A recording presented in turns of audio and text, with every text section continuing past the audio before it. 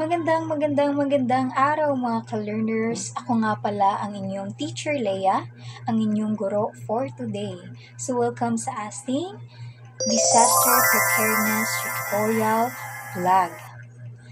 Alam niyo ba ang pag-uusapan natin ngayon? Ito ay tungkol sa mga bagay na gagawin natin bago, habang at pagkatapos ng bagyo o typhoon. Napaka-importante ba nito? Importante ito para tayo ay laging handa kung sakaling may dadating na bagyo. Alam niyo ba kung ano ang bagyo? Ang bagyo, mga ka-learners, ay isang malakas na hangin na may kasamang ulan na nabubuo sa dagat. Kapag lumapit ito sa lupa, maaaring itong magdulot ng baha, landslide, pagkasira ng mga bahay at mga pananim. Kaya napakahalaga talaga na tayo ay laging handa kung sakaling may paparating na bagyo. Ano nga ba ang gagawin natin bago ang bagyo? Una, siguraduhin natin alam natin kung may paparating na bagyo. Dapat tayong makinig sa balita o weather update mula sa Pag-asa o radyo. Pangalawa, dapat alam natin ang mga emergency numbers sa ating lugar.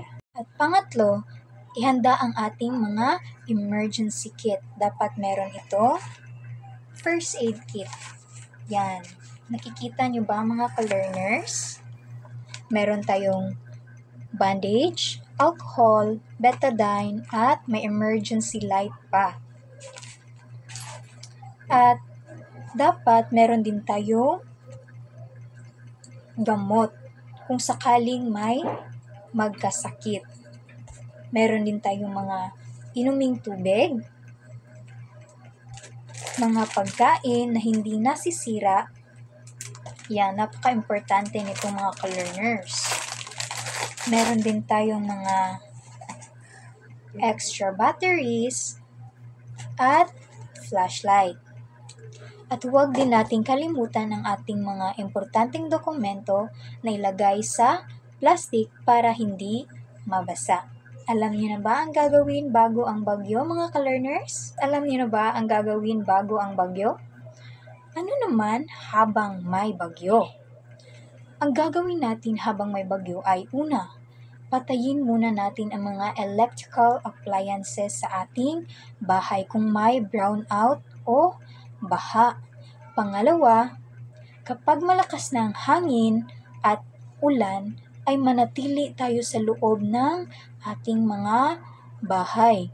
Dapat tayong lumayo sa mga parte kung saan may mga bintana.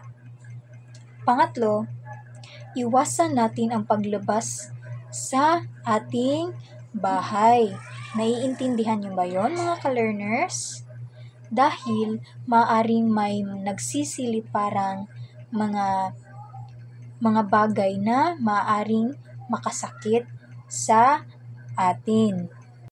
At panghuli at pinaka-importante na gagawin natin habang may bagyo ay manatili tayong kalmado at huwag nating kalimutan na manalangin sa Panginoon. Naiintindihan niyo ba yon, mga ka-learners? Dapat nating sundin ang mga ito dahil ito ay nakakatulong sa atin para maging handa at alerto tayo sa bagyo. Woo! Alam niyo na kung ano ang gagawin bago at habang may bagyo, ay ano naman ang gagawin natin pagkatapos ng bagyo. Una, suriin natin ang ating paligid kung ligtas na bang lumabas. Pangalawa, kung lalabas tayo, dapat tiyakin muna natin na may mga puno ba, may mga poste ang maaring matumba sa paligid para iwas tayong masaktan.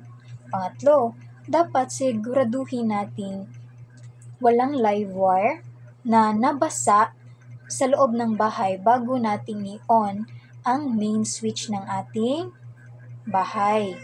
At pang-apat, dapat tumulong din tayo sa paglilinis ng ating paligid at tulungan din natin ang ating mga kapitbahay o mga tao na naaapektuhan ng bagyo. Alam niyo na ba ang gagawin natin bago, habang at pagkatapos ng bagyo? Tandaan ang aking mga sinabi mga ka-learners dahil makakatulong ito kung may paparating na bagyo. Laging tandaan mga bata na hindi natin mapipigilan ang bagyo. Pero kaya nating maging handa. Ang pagiging alerto ay isa sa mga importanteng gagawin. Dahil kung may alam ka, ito ay makakatulong sa ating buhay at sa ating pamilya. Kaya bago matapos ang vlog na ito ay may iiwan akong tanong. Handa na ba talaga kayo sa bagyo? Kung may paparating na bagyo, dapat tayong maging handa. Okay? At dahil dyan, huwag kalimutang i-like, i-share at mag-subscribe sa aking channel sa iba't iba pang mga tips na makakatulong sa ating buhay. Kaya dapat nating tandaan, laging handa, laging alerto bago ang bagyo. Maraming salamat sa panunood. Sa muling, paalam.